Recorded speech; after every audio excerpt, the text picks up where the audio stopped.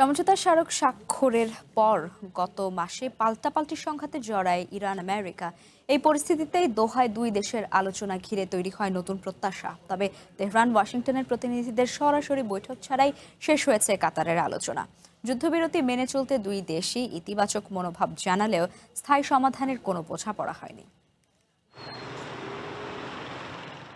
পাকিস্তান কাতারের মধ্যস্থতায় সমঝোতা স্মারক স্বাক্ষরের পরও গত সপ্তাহে একাধিকবার সংঘাতে জড়ায় আমেরিকা ও ইরান। এই পরিস্থিতিতে আসে দোহায় দুই দেশের আলোচনার ঘোষণা।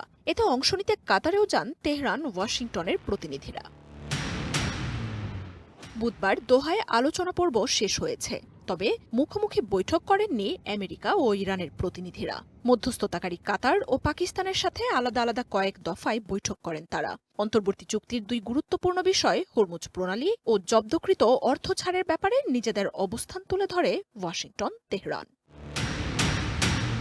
কাতারে আমেরিকার পক্ষ থেকে পাঠানো হয় ট্রাম্পের জামাতা জ্যারেড কুশনার ও মধ্যপ্রাচ্য বিষয়ক বিশেষ দূত স্টিভ উইটকফকে। তবে ইরানের পক্ষ থেকে মূল মধ্যস্থতাকারী পররাষ্ট্রমন্ত্রী আব্বাস আরাকচি বা পার্লামেন্ট স্পিকার বাঘের গালিবাফ কাতারে যাননি। প্রতিনিধি দলের নেতৃত্ব দেন ইরানের উপপররাষ্ট্রমন্ত্রী কাজেম গারিবাবাদি। রয়টার্স বলছে, কুশনার ও উইটকফরা কাতারে অবস্থান করলেও কারিগরি আলোচনার কোনো পর্বেই অংশ নেননি তারা। এদিকে দোহায় ইরানের পরমাণু কর্মসূচি সহ দুই পক্ষের মধ্যে খুব ভালো আলোচনা হয়েছে এমন দাবি করেছেন আমেরিকার প্রেসিডেন্ট ডোনাল্ড ট্রাম্প। যদিও সংশ্লিষ্ট সূত্রগুলো বলছে, এই সপ্তাহের বৈঠকে পরমাণু ইস্যু নিয়ে কোনো আলোচনাই হয়নি।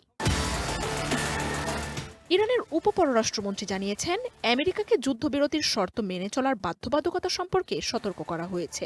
বিরোধ নিরসনে যোগাযোগ চ্যানেল প্রতিষ্ঠা ও আলোচনা চালিয়ে যেতে সম্মত হয়েছে উভয় পক্ষই। এছাড়াও দ্বিতীয় আরেকটি বৈঠকে ইরানের আটকে থাকা $6 বিলিয়ন ছাড়ের ব্যাপারেও আলোচনা হয়েছে। ইরানের সাবেক সর্বোচ্চ নেতা আয়াতুল্লাহ খামেনির শেষকৃত্যের পর দুই দেশ পরবর্তী আলোচনায় বসবে বলে জানিয়েছে মধ্যস্থতাকারী কাতার।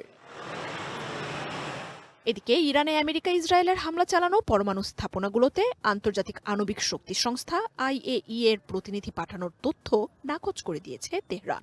সর্বোচ্চ নেতা মোজতাবা খামেনিকে হত্যায় ইসরায়েলের হুমকিকে রাষ্ট্রীয় সন্ত্রাসবাদ হিসেবে অভিযোগ করে জাতিসংঘ মহাসচিবের কাছে চিঠিও দিয়েছে দেশটি।